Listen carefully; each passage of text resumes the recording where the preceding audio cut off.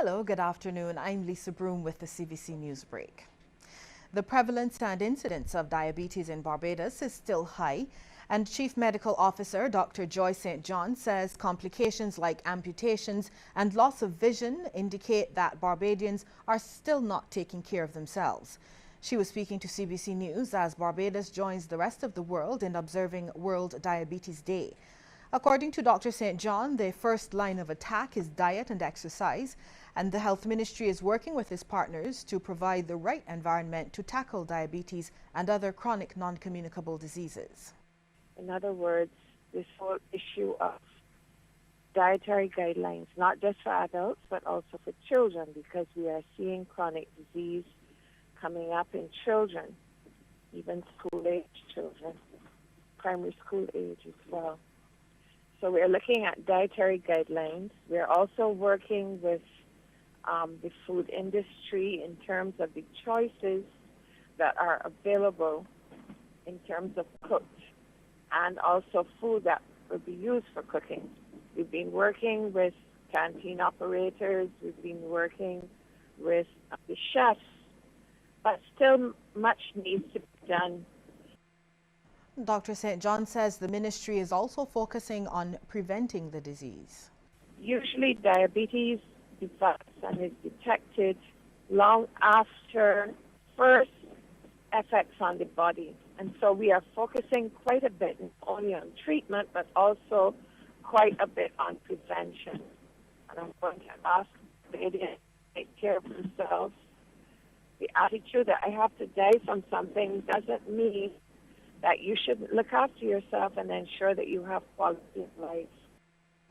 A 39-year-old man is being treated at the Queen Elizabeth Hospital after he was shot in the chest last night. According to police, Alpheus Boyce of Skeets Road, the Ivy, was shot in the area around 10 minutes to midnight. He was taken by car to hospital where he underwent surgery and is now listed in serious condition. Lawmen say they do not have any suspects in custody as yet.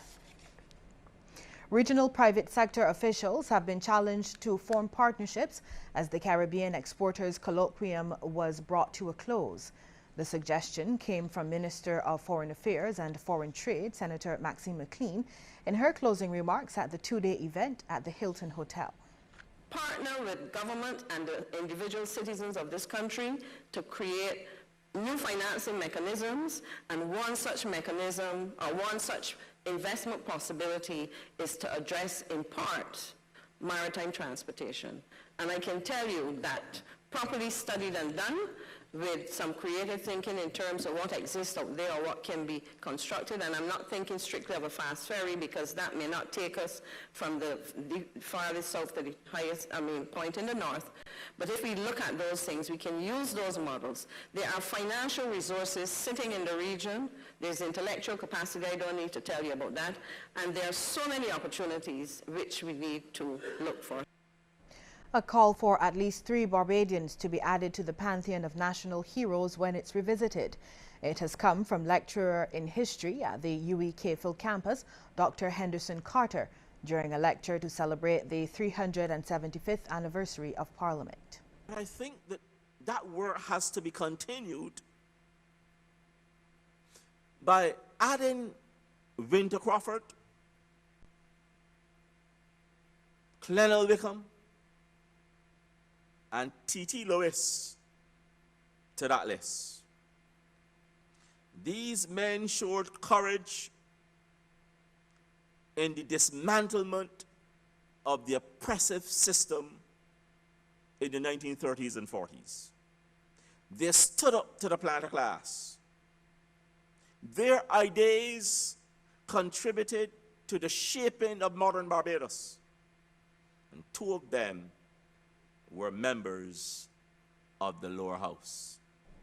Dr. Carter also wants a memorial constructed at the former slave market in Bridgetown, the DaCosta Manning's car park, now Massey Car Park.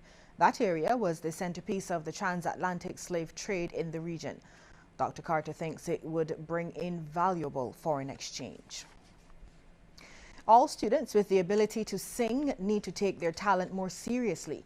This from principal of the Parkinson School, Jeff Brooms. I mean, get involved in anything in school. When you find an opportunity, get close to your music teacher. You will sing, and you may not be able to go have a voice trainer, but there's some in Barbados. If you get that, that's fine. It may be a cost. But spend your time with your music teacher and get every opportunity to sing, and they will help guide you. I just believe that there are lots of very good singers in Barbados, and someone may see you. You may get that opportunity to perform, whether at the school, a church, or wherever. But all I can say, if you know you have the raw singing ability and you have the interest, sing. He was speaking during a press conference at the Parkinson School, where students will be participating in a singing competition tomorrow called the Courts Parkinson Super Voice Singing Competition. Meanwhile, students taking part in the competition say they want to take their musical abilities further. I would like to win. I would also like to place, even if I don't come first, I would like to place.